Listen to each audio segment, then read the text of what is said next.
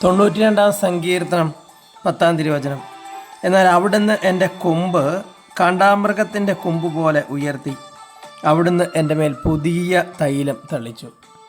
ഈശോയിൽ ഏറ്റവും സ്നേഹമുള്ളവരെ, പക്ഷേ ജീവിതത്തിൽ വലിയ തകർച്ചകളിലൂടെ കടന്നു പോകുന്ന വ്യക്തിയാണ്.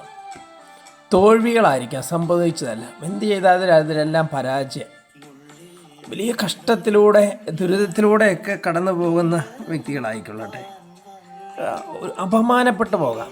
മറ്റുള്ളവർ മുമ്പിൽ നമ്മൾ നന്മയെന്ന് വിചാരിച്ച് ചെയ്തതൊക്കെ തിന്മയായി, നാണപ്പെടുത്തി അപമാനിക്കപ്പെട്ട് ഒക്കെ ജീവിക്കുന്ന വ്യക്തിയാണ്. ദൈവത്തിൻ്റെ വചനം ഓർപ്പിക്കുക, നീ എവിടെയാണോ തോറ്റത് അവിടെ നിനക്കൊരു ജയം തരും. നീ എവിടെയാണോ അപമാനിക്കപ്പെട്ടത് അവിടെ നിനക്ക് നല്ലൊരു പേരുണ്ടാക്കും. ഇതിനെ ഞാൻ ഉയർത്തുമെന്നാണ് പറഞ്ഞത്.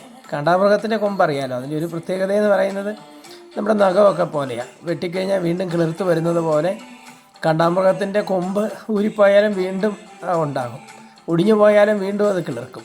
അപ്പോൾ ഞാൻ പറയാം, ഇതിനൊക്കെ വീണ്ടും പുതിയൊരു തൈലം തളിക്കും, കാണ്ടാമൃഗത്തിൻ്റെ കൊമ്പ് പോലെ ഉയർത്തിയെന്നാണ്.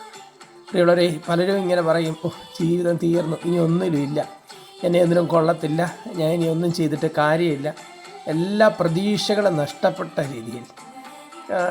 2-3 ദിവസം മുമ്പ് ഒരു സഹോദരി ഒരു കുഞ്ഞുമായിട്ട്, 1.5 വയസ്സേ ഉള്ളൂ, കുഞ്ഞുമായിട്ട് ഇങ്ങനെ ജീവിതം തീർന്നു എന്നൊക്കെ പറഞ്ഞിട്ടൊരു പുഴയുടെ സൈഡിലേക്ക് പോവുക. ഒരു നെഗറ്റീവ് മനോഭാവത്തോടു കൂടിയാണ് പോകുന്നത്. അപ്പോൾ ആ സമയത്താണ് കാണുന്നത്, ഞാൻ സംസാരിക്കുന്നതൊക്കെ. അതിനുശേഷം അവളിങ്ങനെ പറയുക, എൻ്റെ ജീവിതം തീർക്കാം, ജീവിതം തീർന്നു എന്ന് വിചാരിച്ചാണ് ഞാൻ അറിയത്തില്ലാത്ത ഈ സ്ഥലത്തേക്ക്, ഈ പുഴയുടെ തീരത്തേക്ക് വന്നത്. പക്ഷെ നിങ്ങളോട് സംസാരിച്ച് കഴിഞ്ഞപ്പോൾ എൻ്റെ ഈ രോഗമൊന്നുമല്ലെന്ന് എനിക്ക് മനസ്സിലായി. എന്നെയും കാണുന്ന ഒരു ദൈവം ഉണ്ടെന്ന് എനിക്ക് മനസ്സിലായി. തമ്പുരാൻ ഉറപ്പായിട്ടും എൻ്റെ ജീവിതത്തിൽ ഇടപെടുമല്ലേ എന്ന് ചോദിക്കുക. വളരെ ഉറപ്പായിട്ടും തമ്പുരാൻ നമ്മുടെ ജീവിതങ്ങളെ മാറ്റും.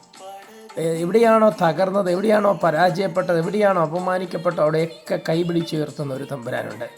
ദൈവത്തിൻ്റെ ആ തമ്പുരാൻ്റെ കരത്തിൻ കീഴിൽ താഴ്മയോടെ നിന്ന്, അവൻ ശക്തനാണ്, അവൻ സർവശക്തനാണ്, അവൻ എല്ലാ അധികാരങ്ങളും ഉള്ളവനാണ്, എല്ലാ ശക്തിയും എല്ലാം ഉള്ളത് അവനല്ല, അവൻ അസാധ്യം ഒന്നുമില്ല. അവൻ്റെ കരത്തിന് കീഴിൽ താഴ്മയോടെ നില്ലേ, അവൻ തക്ക സമയത്ത് ഉയർത്തും.